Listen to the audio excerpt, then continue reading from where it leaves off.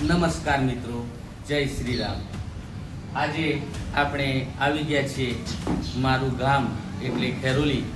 ખેરોલીની અંદર મસ્ત કલાકૃતિઓથી તૈયાર કરેલું રામનાથ મહાદેવનું મંદિર। તમે રામનાથ મહાદેવ મંદિર ખેરોલી, જે મંદિરની સ્થાપના વિક્રમ સંવત 1942ની અંદર કરવામાં આવેલી અને મંદિરનો જીર્ણોદ્ધાર વિક્રમ સંવત 2078 વૈશાખ વદ સુદ 13 તારીખ 14/5/2022 ને શનિવારના રોજ ખેરોલીના સમસ્ત ગ્રામજનો દ્વારા આ મંદિરની જીર્ણોદ્ધાર કરવામાં આવેલું। સરસ મજાની કલાકૃતિઓથી તૈયાર થઈ રહેલું મારા ગામનું સરસ મજાનું રામનાથ મહાદેવ મંદિરના આજે હું તમને દર્શન કરાવીશ।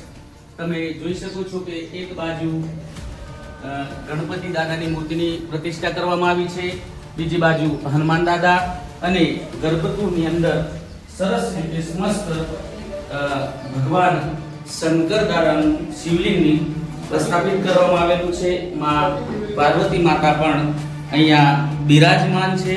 તો એક વખત અવશ્ય બોલજો ઓમ નમઃ શિવાય, જેનો એક મુખ્ય દ્વાર પણ સરસ કલાકૃતિથી તૈયાર કરવામાં આવેલો છે।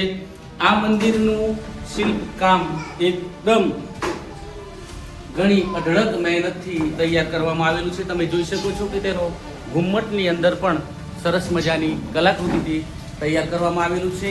આ મંદિરના મહારાજ શ્રી પ્રવીણભાઈ સેવક અહીંયા ઉપસ્થિત છે, તો એમની પાસેથી જાણીશું આપણે। મહારાજ, આરતીનો સમય કેટલા વાગ્યાનો છે?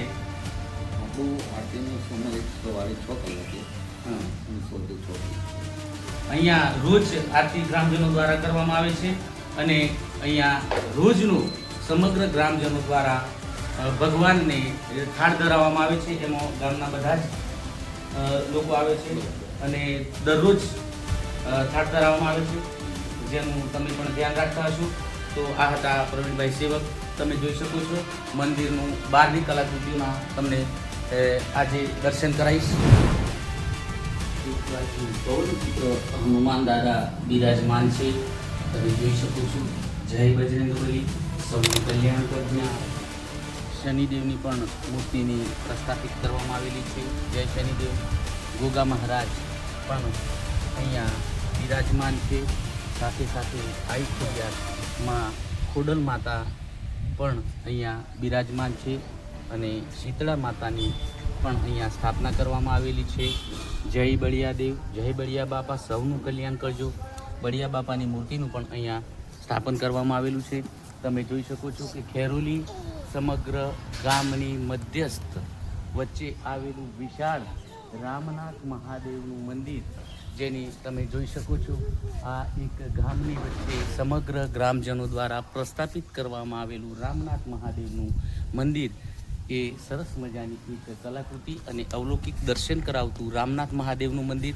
તો તમને કહું છું, એક વખત અમારા ગામની મુલાકાત લો તો અવશ્ય રામનાથ મહાદેવ મંદિરના દર્શન કરવા માટે અવશ્ય પધારજો। હર હર મહાદેવ, જય શ્રી રામ, જય રામનાથ મહાદેવ।